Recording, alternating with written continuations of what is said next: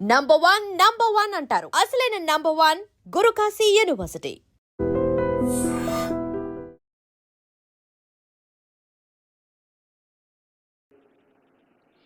अभिनव बिंद्रा जी, ये तेलंगाना ऐसा जगह है, हम लोग निजाम सरकार के खिलाफ आर्म स्ट्रगल, हम आजादी के लिए बहुत सारे हजारों में शहीद होकर हम हासिल किए। उसके बाद कंबाइंड स्टेट में तेलंगाना जनता को, तेलंगाना युवता खासकर एम्प्लॉयमेंट, एजुकेशन में कुछ नुकसान हो रहा है। वो नुकसान को खत्म करने के लिए हम लोग लड़कर हासिल किए तेलंगाना राज्य ने। आज के तारीख में 1956 जो ओलंपिक्स फुटबॉल 4th प्लेस जो आया, उसमें हैदराबाद से 9 खिलाड़ी फुटबॉल में पार्टिसिपेट किए। क्रिकेट मोहम्मद अजहरुद्दीन के बारे में मैं ज्यादा बोलने का जरूरी नहीं है। वीवीएस लक्ष्मण, आज के तारीख में मोहम्मद सिराजुद्दीन, निकत जरीन, दीप्ति जुवांगे, पैरा ओलंपिक्स, सब सारे क्रिकेट प्लेयर, क्रिकेट से लेकर अलग अलग स्पोर्ट्स में हमारे लोग तरक्की किए। इतिहास है, 2002 में नेशनल गेम्स हैदराबाद शहर ने होस्ट किए। 2003 कॉमनवेल्थ, 2003 दूसरा गेम्स हम लोग स्पॉन्सर किए। 2007 वर्ल्ड मिलिट्री गेम्स हम लोग स्पॉन्सर किए हैदराबाद में। उसके बाद ये राज्य ने रास्ता भूल गए, इसीलिए जो रास्ता भूल गए सरकार ने अभी नया रास्ता के लिए ढूंढ रहा है। इसीलिए वो रास्ता में स्पोर्ट्स पॉलिसी बनाने के लिए हम लोग पब्लिक प्राइवेट पार्टनरशिप में नया young India sports university, young India sports academy, ये दो पढ़ने के लिए, सर्टिफिकेट के लिए स्पोर्ट्स यूनिवर्सिटी, ट्रेनिंग के लिए स्पोर्ट्स एकेडमी। ये स्पोर्ट्स एकेडमी में कोचेस का बहुत कम है, कोचेस के लिए बहुत जरूरी है। इसीलिए हम लोग एमओयू किए साउथ कोरियन स्पोर्ट्स यूनिवर्सिटी से। कोचेस कोचिंग बहुत जरूरी है, जहां पर आपका जरूरी है वीटा दानी से जो उपासना, जितने भी मंच पे जो कॉर्पोरेट सेक्टर से आप लोग हैं, ये हैदराबाद तेलंगाना में स्पोर्ट्स आगे ले जाने के लिए आप लोगों का मदद जरूरी है। क्योंकि परसों जो ओलंपिक्स में एक भी गोल्ड मेडल नहीं मिला, सचमुच ये शर्म की बात है। छोटे देश, छोटे economy, south Korea, they have got 32 gold medals in Olympics. Only one girl, she has got 3 gold medals in archery. फिर 140 करोड़ जनता है, सो इस देश कम से कम एक भी गोल्ड मेडल नहीं लाए। हम सब लोग बैठकर सोचने का वक्त आए।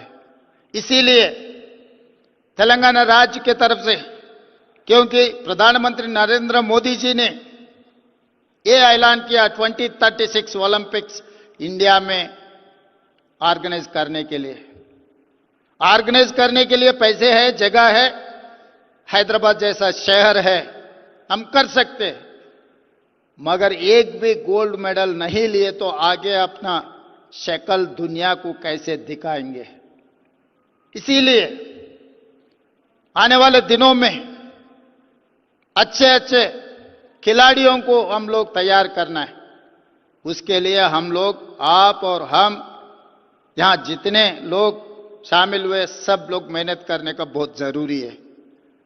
इसीलिए आज हमारा पॉलिसी, क्योंकि आज तक कोई पॉलिसी ही नहीं था, जहां पर पॉलिसी नहीं है, जहां पर अप्रोच नहीं है, जहां पर एंकरेजमेंट नहीं है, युवता अलग रास्ता पे जा रहा है।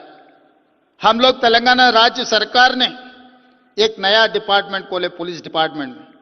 इससे पहले vigilance and enforcement, anti corruption, otherwise grey hands, ऐसा कुछ फोर्सेस थे। मगर मैं मुख्यमंत्री बनने के बाद cyber crime and drugs, this is the major damage राज्य के लिए, देश के लिए करने में साइबर क्राइम एंड ड्रग्स का बहुत बड़ा मुद्दा बन गए। इसीलिए मैं अलग अलग एक नया डिपार्टमेंट इनिशिएट किए। ड्रग्स के लिए, गांजा के खिलाफ लड़ने के लिए ईगल फोर्स बनाए। वो ऐसे ही ईगल है, कहीं पर भी कोने कोने पे, फार्म हाउस पे, घरों पे, कहीं पर भी अगर गांजा कंज्यूम किए, ड्रग्स कंज्यूम किए, हमारा ईगल सीधा सीधा पहुंच जाएंगे, उठाएंगे। कोई भी हो, कितना बड़ा भी हो, सबको ले आकर खड़ा कर दिए थाना पे। क्योंकि मैदान में जाने के लिए कोई पॉलिसी नहीं है, मैदान में क्रीड़ा स्पोर्ट्स में एंकरेजमेंट के लिए कोई पॉलिसी नहीं है। जब मैदान में जाने के लिए नहीं, ये रास्ता नहीं है, तो ये नौजवान पब बार ड्रग्स पे जा रहा है। दूसरे पंजाब बनाने के लिए कोशिश कर रहे हैं हैदराबाद तेलंगाना को। हर किस नहीं होने देंगे हम, है किसी को हिम्मत नहीं होना तेलंगाना में आने के लिए। गांजा ड्रग्स अगर कोई कंज्यूम करना है, कंज्यूम की बात दूर, दिमाग में सोच भी आने के लिए भी डर नहीं है तेलंगाना में। हमारा सरकार जिम्मेदारी लेंगे, ऐसे काम नहीं होने देंगे, किसी को अंदर नहीं आने देंगे। इसीलिए हम लोग आज ये स्पोर्ट्स पॉलिसी लागू किए, क्योंकि we have to engage youth in sports and games, then only they will come in the ground, they will build our nation. इसीलिए हम लोग 2026 ఏమన్నా జితాను మనం స్పోర్ట్స్ మినిస్టర్ 2026 మనకి ఏమని అడిగినాం కదా, what is that? Mansukh Mandovi అనేదో లెటర్ ఇచ్చి వచ్చిన స్పోర్ట్స్ ఇక్కడ 2026 खेलो इंडिया तेलंगाना होस्ट करने के लिए मनसुख मांडविया जी से हम लोग दरखास्त किए। ओलंपिक्स में भी 2 वर्टिकल्स तेलंगाना होस्ट करने के लिए हम लोग केंद्रीय सरकार से हम गुजारिश किए। इसीलिए ये सब सारे करना है तो हम लोग तैयारी करना, तैयारी के लिए आप लोगों का मदद बहुत जरूरी है। एक दिन स्पोर्ट्स कॉन्क्लेव लगा के भूलने का नहीं है, नहीं तो कागज में कुछ पॉलिसी बना दे के कागज को ले जाकर लाइब्रेरी में लगाने का नहीं है। ये कागज नहीं है, सोने का लकीर है। आने वाले दिनों में इस देश को, इस दुनिया से तेलंगाना हैदराबाद शहर से हम मुकाबला करेंगे। जो ओलंपिक्स में गोल्ड मेडल लाना है, हमारे बच्चा लोग लाएंगे। स्पोर्ट्स को एंकरेज करने के लिए वर्ल्ड चैंपियनशिप क्रिकेट में जो सिराज ने लाया, उनको ग्रुप 1 पुलिस ऑफिसर जॉब दिया हूं। Nikhat Zareen boxing champion, group 1 police commandant DSP job दिए, group 1 job. Deepti group 2 job दिए, फाइनेंशियल सपोर्ट भी दिए। इसीलिए आज मैं ये मंच से, मैं स्पोर्ट्स एंड गेम्स जो भी तैयार हो रहे, मैं पेरेंट्स के लिए भी मेरा गुजारिश है, पढ़ लिखने में ठीक ठाक नहीं है तो भी नौकरी मिलने वाले, आने वाले दिनों में उनके भविष्य अच्छा रहने वाले। स्पोर्ट्स एंड गेम्स में अगर वो लोग तरक्की किए तो हमारी सरकार तैयार है।